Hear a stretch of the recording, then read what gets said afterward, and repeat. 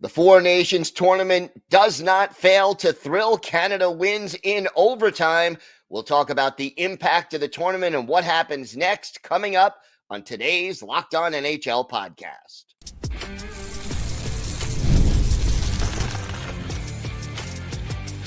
You're Locked On NHL, your daily podcast on the National Hockey League. Part of the Locked On Podcast Network, your team every day. Happy Friday, everybody, and welcome to the Locked On NHL podcast, part of the Locked On Podcast Network, your team every day. I want to thank everyone who makes Locked On NHL your first listen every day. Don't forget to subscribe on YouTube or wherever you listen to podcasts so you get new episodes as soon as they drop. I'm Gil Martin of Locked On Islanders. I'm joined every Friday by Rachel Donner of Locked On Flyers, and she is reporting to us from Boston after covering the exciting finale of the Four Nations tournament. Rachel, how are you? You must be exhausted after watching all that hockey. Listen, I don't know where I am at the moment, but that being said, I know it was an incredible final game last night in Boston at TD Garden. I think the script wrote itself in a lot of ways with the game going to overtime. I thought it was a pretty tight competition throughout the game. I think Canada did a really good job of adjusting from the preliminary game because, Team USA really took it to them from the physicality side of things. And I think Canada figured out a way to pass around that to some extent. And I think that really helped them in this game. Yeah, it did. And the ability to make those adjustments was key because you did not see a repeat of what happened in that first game, and Canada was able to sort of overcome it. But boy, what a great game, back and forth, both teams with just the level of play. I would start with that. It was the best players in the world doing what they do best, and that's what you really wanted to see. Yeah, absolutely. I mean, you could not honestly write a better ending than Connor McDavid scoring the overtime winner. I mean, as far as the league goes anyway, right. Your mileage may vary on your feelings about him, or Canada winning over USA. But I think as far as the league goes and what they wanted out of this tournament, I think you couldn't have written it any better than that. I thought that the other big thing on the Canada side of things was the play of Jordan Binnington in net. I think there was a lot of Binnington haters out there, and myself sort of included, in terms of wondering why he was the go-to guy. That John Cooper just did not waver for 1 second. Every single time he was asked, "Nope, Binner's my guy." And I think, it really paid off in the end. I thought his game was absolutely phenomenal. It was. And here's the thing that I believed about Jordan Binnington coming into this series, and I think it's even more true now. When he's on his game, he's as good as anybody in the league, but he's not always on his game. So the best of Jordan Binnington to me can beat any goalie that you put him up against, but he doesn't always play at that high level. He's just a little more inconsistent than some of the other elite goalies in the league. And we did see the best of Jordan Binnington Thursday night in the finale. We did. We have a couple of our Locked On NHL colleagues who had their thoughts on McDavid in particular, right? Starting with Nick from our Locked On Oilers show. There's an old saying in hockey that in overtime, the puck finds good players and good players find the puck. Tonight, in overtime of the final of the Four Nations face-off, the puck found the best player in the world. Nick Sararis of Locked On Oilers here after Canada's 3-2 victory over the United States, where Connor McDavid of the Edmonton Oilers scored the overtime game-winning goal, solidifying himself as the best player in the world on the best team in the world. For the first time ever, McDavid, McKinnon, and Crosby all representing Canada in a best-on-best tournament. And Connor McDavid rose to the occasion in a very, very tight game where both the States and Canada had ample chances to win. When the chips were down in overtime, it was 97 of the Oilers who was in the right spot at the right time. Just like your Little League coach used to tell you, luck is what happens when preparation meets opportunity. And Connor McDavid's been waiting his entire life for this opportunity, and he's been preparing for it since he was a kid. Yeah, well said, and he did rise to the occasion right there. He didn't quite rise to the occasion in the Cup final back a year ago, but a little bit of redemption there for a little him, bit right? of redemption. I think he'd rather have the Cup, but that's neither here nor there. Yeah, absolutely. And I think that you look at some of the depth players in this tournament that were there for the vibes, I would say, less so than the hockey. I think that they made their contributions for sure. I think, and then there were some other players that, we all know they're incredible hockey players, but they were able to showcase what they do in a way that they just don't in the NHL because they're not on elite teams playing with elite players all the time. And I would say like Dylan Larkin is exhibit A of that, right? Yeah, and Larkin, it is amazing what you can do when you're playing with other elite players, and Mhm. it does take things to a different level, so that you can rely on your line mate to also know intuitively what that next move is, what to see the ice the way you see the ice and make it work. Where other teammates during regular NHL games who are not elite don't have that vision or don't have the ability to execute if they do see the potential in a play. And I think that's one of the reasons why this tournament worked as well as it did, that you had the best in the world doing what they do best. Yeah, and I think it highlighted aspects of people's games that sure people appreciate, but when you're kind of siloed in your own NHL team and their games, you may miss some, highly skilled players. And I would say like Jacob Slavin is another player that really got the spotlight on him in a way that he's probably underappreciated. And I know he's like a phenomenal defenseman, right? Gets Norris votes, the whole thing. But as a defensive defenseman, like that's not the shiny object in the NHL, No, right? no. Like the Norris is voted on these days a lot to do with offensive output, and he's just not that guy. But holy smokes, did he have a tremendous tournament? And in that final game last night, had several blocks, like a couple of them diving blocks that were just incredible plays. And I think for him to get his flowers in this tournament and in that game, I think is just a really cool thing. He was the best defensive defenseman on the ice. He made Yeah. one clear, a backhanded clear that Oh very my few God. other players could have even thought to do, let alone do. And yeah, having a guy like him be highlighted for what he can do. And let me put this out there while we're on the subject. The NHL needs to have, just like they have a Selke award, they need an award for a defensive defenseman at the end Nope. of every year. I will fight anybody on this. I think the voters should just change how they vote on the Norris because it's about defense. If you have a defensive award, vote on defense. That's my thing. Okay, I mean, but that's not the shiny object, as someone I know just said. Listen, I get it, but they got to change. They got to be instructed to vote differently. Well, I don't think that's gonna happen. I think we need like a Rod Langway award or a Tim Horton award, whatever you want to call it. But we need an award for a defensive defenseman just to recognize that, as to show that the league values that specific skill.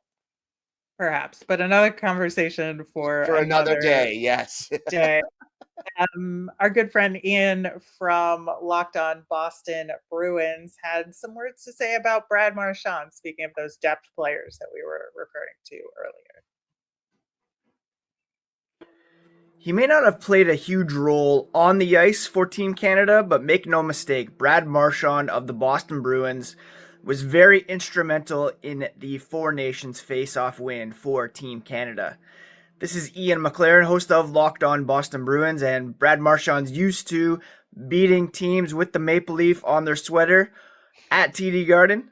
The script was flipped last night as he and Team Canada came out on top against Team USA thanks to Connor McDavid's overtime game winner that was assisted by Mitch Marner of the Toronto Maple Leafs. Now, Marchand had a goal in this tournament, but his presence was most felt in the locker room and on the bench, as exemplified by Sidney Crosby handing the trophy to him as the first player to receive it apart from the captain. A fantastic effort for Team Canada. Brad Marchand as instrumental as anyone in this win. And it's great to see, a guy like Marchand. Like, even if the fans don't focus in on a guy like him, the players know. The players know. Yeah. And They it do. was a great moment. Yeah, absolutely. And that's a great transition to talking more about the environment and the atmosphere and the big picture of the tournament overall, right? Absolutely. And we're going to take care of that coming up next. Today's episode is brought to you by FanDuel. When the game tips off, the NBA action is just getting started, and there's no better place to get in on it than FanDuel, America's #1 sportsbook. With FanDuel, you could place live bets throughout the game, so even if you miss the opening tip-off or want to bet on a fourth quarter comeback, you can stay in the action. And if you're looking for a bigger payout, you can even combine your live bets into a same-game parlay. I love using FanDuel's live betting feature because it keeps every moment of the game exciting. Whether I'm backing my team for a late game rally or picking a player to hit a clutch three, I never feel like I missed my chance. Plus, the app is easy to use, and when you win, you get paid instantly. Right now, new FanDuel customers can get $150 in bonus bets if your first $5 bet wins. Just visit FanDuel.com to join today. That's FanDuel.com. For your shot at $150 in bonus bets. Make every moment more with FanDuel, the official sports betting partner of the NBA. Was this atmosphere like? How did it compare, let's say, to a Stanley Cup playoff game or even a Stanley Cup final game? What was it like in the arena? I think it was just tremendous. I like the tension was there, the energy was there. I think the NHL is very good at what they do in terms of the pomp and circumstance of it all, right? The intro was on fire. They had the lighted bracelets, kind of like they did in Montreal. Now, I will say, I would probably venture a guess to say that Montreal was louder than Boston was overall. And I think, John Cooper said that he believed that more Canadians would travel to be in Boston for that game than Americans were in Montreal. So the crowd was a little bit more Canadian than you might expect. And I think that was 100% true. I think he was right. And so there was definitely a sizable Canadian crowd there, especially in the lower bowl. You could see all the red jerseys.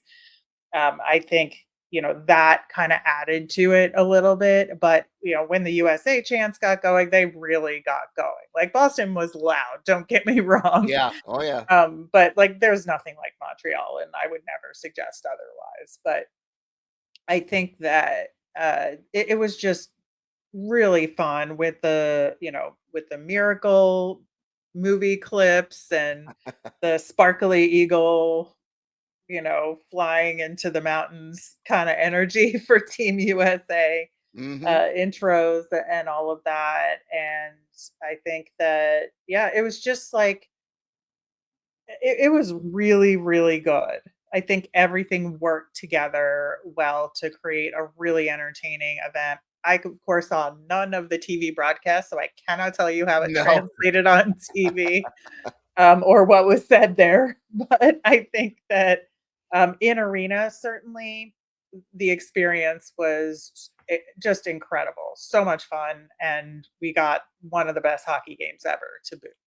honorary captains, Mike Eruzione for Team USA, Wayne Gretzky for Team Canada. Your thoughts on that and how they were both received? They were both received well. Mike Eruzione wearing Johnny Gaudreau's jersey was like so well thought out and really just a lovely gesture, I thought. And just the way that Gaudreau was honored throughout the tournament by Team USA. I got to be up close to the locker where his jersey was hanging in Team USA's locker room, and it was just like it was pretty special. Yeah, it was. Now, I mean, I heard some boos when Gretzky was announced. What was up with that? I mean, who boos Wayne Gretzky?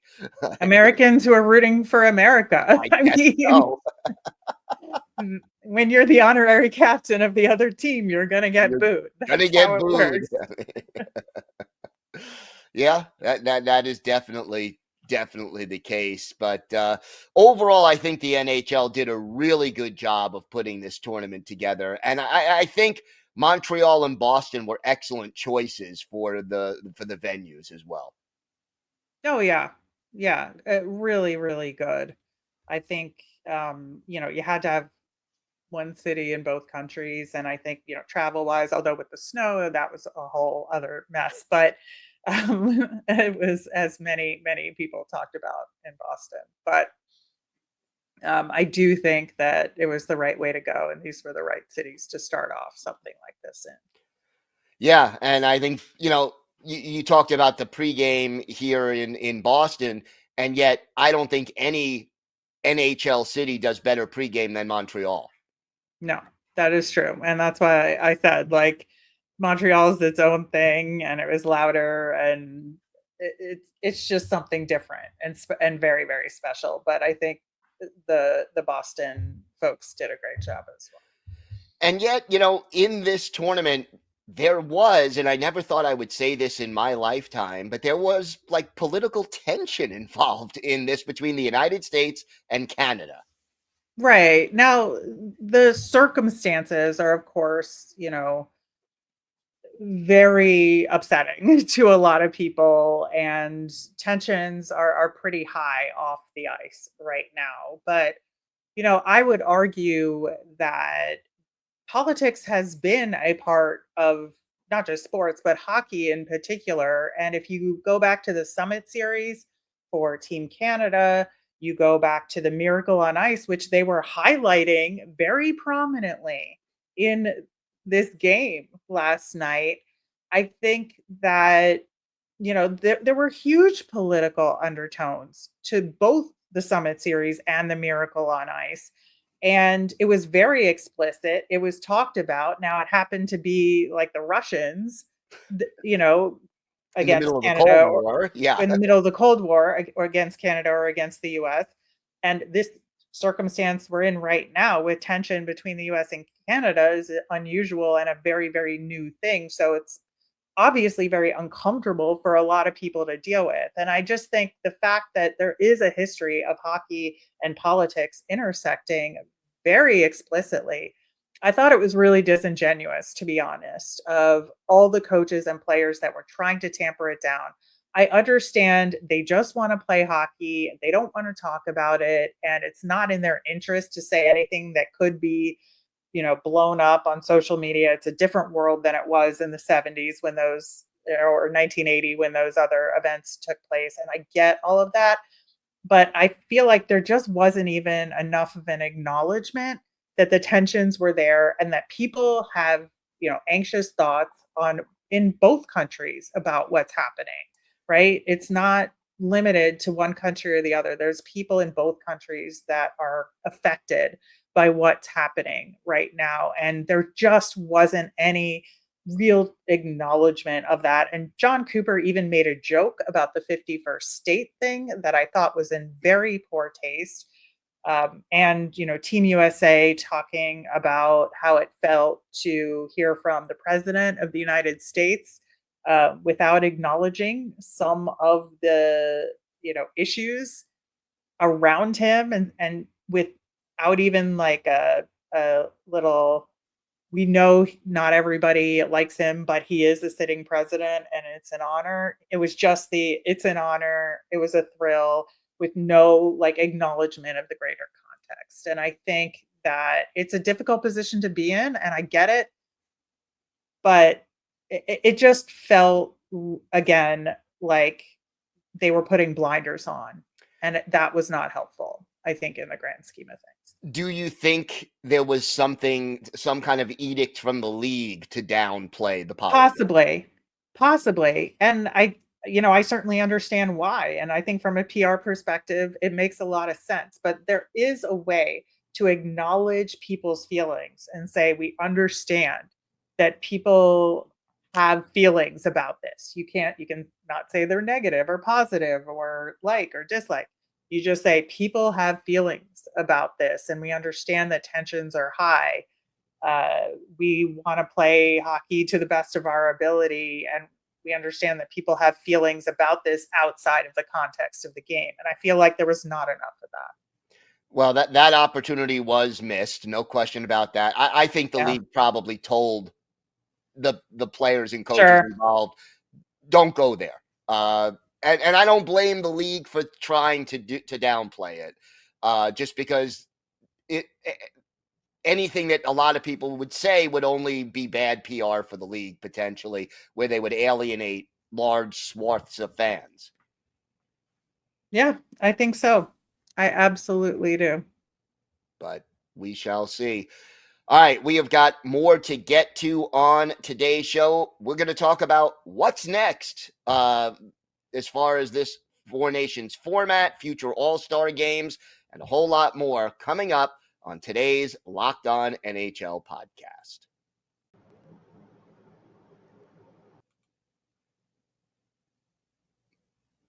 Life insurance from SelectQuote can protect your financial legacy and keep your family's future secure. SelectQuote makes it easy to find the perfect life insurance policy. As one of America's leading insurance brokers with nearly 40 years of experience, they've helped 2 million customers find $700 billion in coverage since 1985. What sets SelectQuote apart is their personal touch. Unlike other brokers that offer one-size-fits-all policies, their licensed agents tailor coverage to fit your unique needs. If you're in good health, you might even qualify for same-day coverage for up to $5 million with no medical exam required. And it's more affordable than you'd think. You can get up to $1 million in coverage for as little as $20 a month. Get the right life insurance for you for less at selectquote.com/LockedOnNHL. Go to selectquote.com/LockedOnNHL today to get started. SelectQuote, they shop, you save.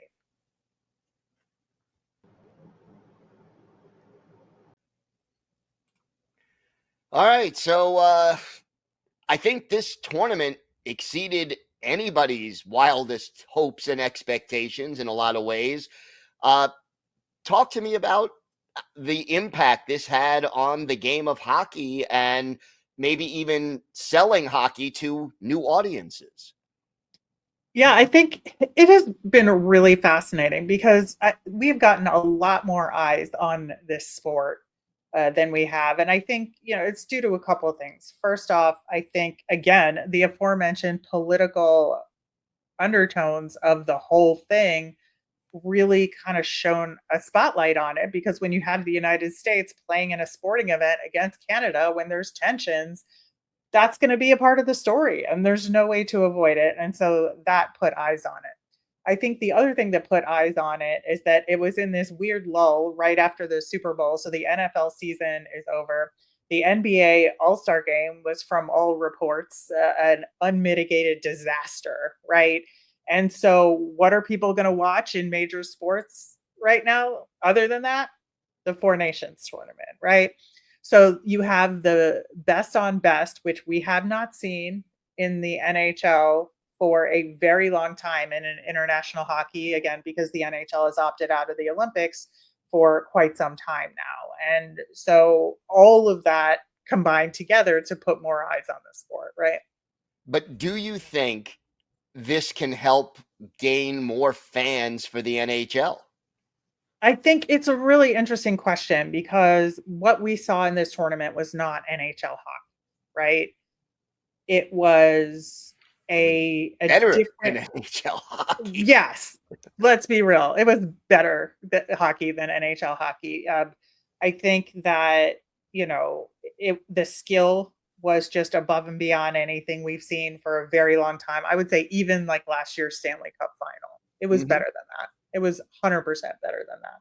And so, somebody then continues to want to watch and then switches over to watch, games happening tomorrow, which the whiplash of that is unbelievable, right? Yep.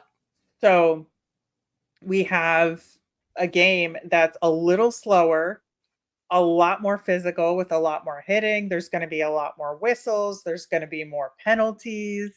The 3 fights aside at the beginning of the first USA Canada game, I think that kind of opened up the envelope in a lot of ways as well, to get eyes on the tournament. But other than that, it was a pretty clean tournament overall, right? And especially don't want to forget Sweden and Finland, because they were a huge part of this tournament too, right? And brought just tremendous skill and passion as well. Like the Sweden-Finland game was bonkers great, awesome. Right?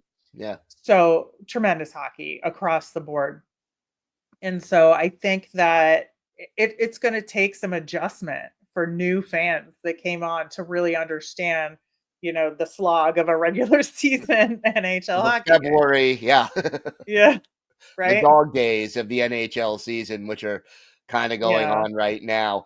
But, I mean, the other question that comes to my mind, can the NHL do this again, or can they return to an all-star game format? It's already scheduled for next year, but boy, it would pale in comparison to this. Yeah, I would say the way that the all-star game format has been going over the past several years, it was already in the tank, right? That's why partially they decided to do this 4 nations. And I think it probably needs more time off. And I don't know that we would have said that before this tournament started. I think people just had no concept of what to expect from this. Myself included. I was not super pumped about this tournament. Me either. I was like, it's going to be, it's going to be good hockey, but it's not going to be NHL hockey. And will that work? And of course it worked. It was phenomenal. But I know that now. I didn't know that beforehand. I don't think a lot of people knew that beforehand. And so I think that the answer that people have now for that question is going to be different than it would have been beforehand. Because beforehand, I think, you could probably go back to an all-star game. But now, I don't know, man. Do you think the NHL would run another tournament like this in the future? I mean, they will. They've announced that they Right. will, with 2028 already in the works, where they're going to add more countries to the mix. There's going to be, I believe, 8 teams, they said, in that one. And so it's like the last 2 slots are the question mark, and Russia is also a question mark there. But I think that that'll be good to add other players. Like if Germany's not there, it'll be a tragedy because we need Leon Draisaitl in these tournaments. Yeah. But I think, it's going to be a really interesting and delicate planning process, I think, over the next 4 years between the Olympics next year, the, tournament they're planning in 2028, 2 years later. It'll be that like 2027 year in between that I think is the big question mark. Yeah, and we'll see. Do you think they could do like a Team Europe to have some of the countries that don't have enough players to field a team? I mean, that's, there's the Pandora's box of, do we allow non-NHL players in this tournament, right? Which they're going to have to, or they're going to have to do a combo thing like the Team Europe. All of those details are to be determined, but I think they're important details that the league is going to have to figure out along with the IIHF, I think. Yeah, it's going to be interesting, and we'll see how it all plays out. I know there is an all-star game scheduled for next year. It'll be interesting to see how it's received after what happened just now.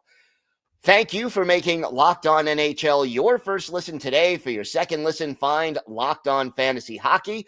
Become a fantasy hockey expert and get the edge over your league mates with daily tips from our hosts, Steele and Flip. Find Locked On Fantasy Hockey on YouTube or wherever you listen to podcasts. It's part of the Locked On Podcast Network, your team every day. That's going to do it for us. Don't forget, we are here every day, Monday through Saturday, bringing you the biggest stories from around the NHL. And Rachel, I know you and Erica Eliala will be back tomorrow with the Women's Hockey Spotlight. I'll be back on Monday interviewing 3 of our local hosts about the biggest stories from around the league. We get NHL hockey back this weekend. I'm certainly looking forward to that. Have a great day, everybody. Stay safe, and thanks for listening to and watching the Locked On NHL podcast.